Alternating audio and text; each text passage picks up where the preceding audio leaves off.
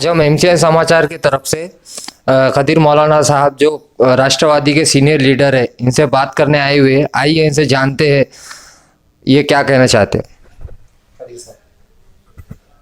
अभी मतदार संघ के जो इलेक्शन चल रहे हैं, सतीश चौहान साहब जो खड़े हुए, इसके बारे में आपको क्या कहना है?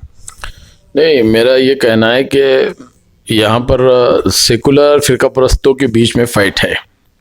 बीजेपी से राष्ट्रवादी की डायरेक्ट फाइट है। काफ़ी लोगों को अलग अलग अंदाज से बीजेपी ने खड़ा करने का काम किया गया। मुसलमानों के मत डिवाइड करने के लिए एमआईएम ने भी एक अपना उम्मीदवार उतारा है और वो दलित समाज से उसका ताल्लुक आता है। मेरी जात बिरादरी के ऊपर मैं कभी भी बात नहीं करता हूँ। मेरा सिर्फ कहना ये है कि उम्मीदवार आप उतारो जिताने के लिए, लोगों के वोट काटने के, वोट कटवागिरी करने के लिए उम्मीदवार मत उतारो। कहीं आप जीत सकते हैं तो ज़रूर आपका अधिकार है उसको खड़ा करने का और चुनाव में लड़ाने का। लेकिन ये इम्तियाज़ जलील की जो हॉबी रही है, वो पत्रकारिता के ज़माने में भी ब्लैकमेलिंग टाइप की हॉबी थी। अब वो हॉबी बदल के जो है तो दलालगिरी के अंदर में आ गई सीधी सीधी। तो मेरा ये लोगों से कहना है कि ये राष्ट्रवादी कांग्रेस पार्टी का जो उम्मीदवार है हमारा चौहान सतीश भानदास राव, राष्ट्रवादी कांग्रेस पार्टी ने अधिकृत उम्मीदवार उनको बनाया है और हमारी फाइट डायरेक्ट बीजेपी के साथ में है। तो ये बीजेपी की बी टीम और बीजेपी की सी टीम और ई टीम, ये बहुत सारी टीमों ने अपने अपने उम्मीदवार उतारे ताकि कि वोटों का बंटवारा करे और हमारे उम्मीदवार को नुकसान पहुंचा सके। इस तरीके की रणनीति से जो काम हो रहा है, हम उसके खिलाफ में हैं। इन्होंने बिहार के अंदर में भी जो है आपने देखा है कि जिस तरह से नंगा नाच इन्होंने नचाया है, 16 सीट इन्होंने गिरा दिए। एक सेकुलर सरकार को गिराने का काम इन्होंने वहाँ पे किया है और बीजेपी को मजबूत करने का काम इन्होंने किया है। ये सब लोगों ने देखा है। तो मैं चाहता हूं कि ये इलेक्शन के अंदर में लोगों से ऐसी गलती ना हो कि 2-5 हज़ार वोट इधर से उधर अगर ट्रांसफ़र हो जाते हैं और 2-5 हज़ार की हार जीत में अगर उम्मीदवार सेकुलर हार जाता है तो एक बड़ा नुकसान सेकुलरिज्म का होता है। ये एक मराठवाड़ा कॉन्स्टिट्यूंसी, ये 60 डिस्ट्रिक्ट की कॉन्स्टिट्यूंसी है।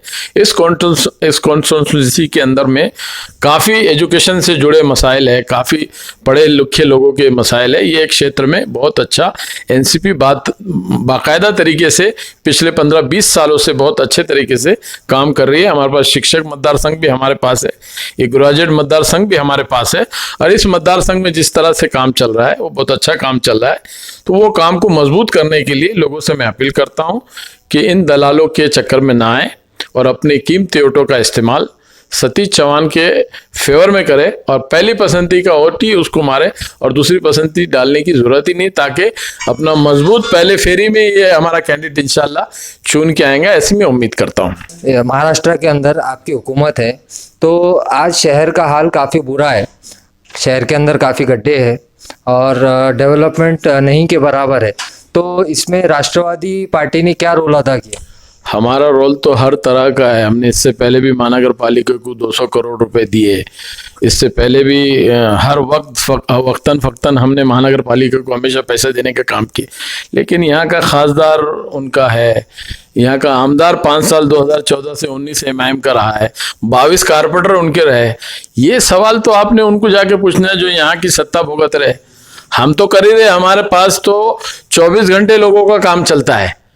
24 घंटे हम लोगों के मसाइल पे काम करते हैं, उनके मामलात पे काम करते हैं। अब रोड बनाना, लाइट लगाना, पानी का मसला, ये महानगर पालिका की जिम्मेदारी है। महानगर पालिका के अंदर में जो लोग चुन कर आए हैं उनकी जिम्मेदारी है ये छोटे मोटे कामों को अंजाम देना। इनकी इतनी भी हैसियत नहीं बची है तो इन्होंने इस्तीफा दे देना चाहिए। जब अपनी औकात नहीं है तो पार्लियामेंट के लिए, विधानसभा के लिए, महानगर पालिका के लिए क्यों जगह लोगों की रुका के रखते हैं? आने दो महाराष्ट्रवादी कांग्रेस पार्टी के लोगों को, देखो कैसे शहर चमकाते हैं हम। बगैर उसके भी शहर को हम चमकाएंगे हमारी हुकूमत के माध्यम से। लेकिन जरा लोगों को भी ये मालूम होना चाहिए ना कि ये लोग क्या कर रहे हैं। ये जवाब, ये सवाल उन प्रतिनिधियों से पूछो जिनको तुमने चुन के लाया है। उनको पूछो ये बेढंगा धंधा कब तक करेंगे? 5 साल निकाल दिए, 5 काम मुसलमानों की नहीं करे। तुम्हारी हैसियत क्या है?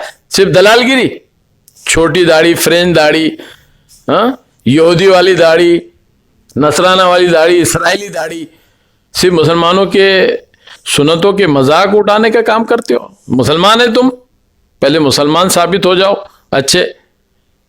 कभी गैरुल्लाह की परस्तित कर रहे हो, कहीं जाके गैरुल्लाह के सामने ताली बजा रहे हो, कभी गैरुल्लाह के दरवाजे खोलने की बात करते हो।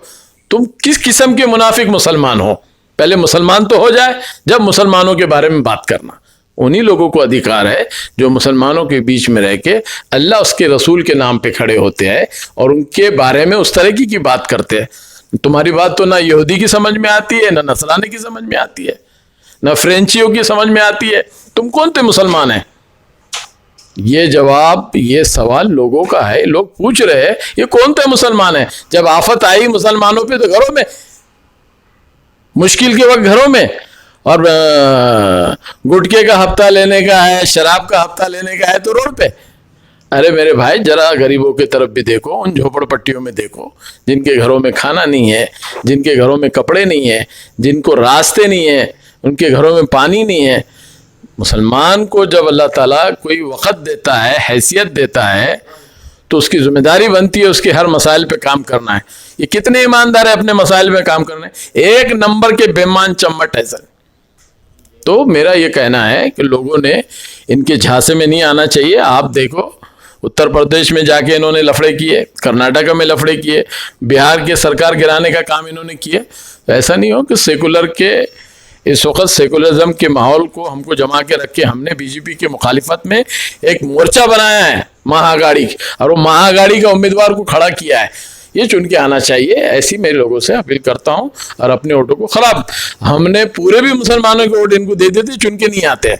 ये वोट कटवा है, वोट काटने के लिए खड़े हुए हैं, तो लिहाजा इनके चक्कर में नहीं आना चाहिए और अपने वोटों का इस्तेमाल सही तरीके से करना चाहिए। आतिर भाई, अभी सुनने में आ रहा है कि वापस से लॉकडाउन लगने के चांसेस है, तो इसके अंदर महाराष्ट्र के अंदर क्या चांसेस बनते हुए आ रहे हैं, इसके बारे में आप कुछ कहना चाहेंगे?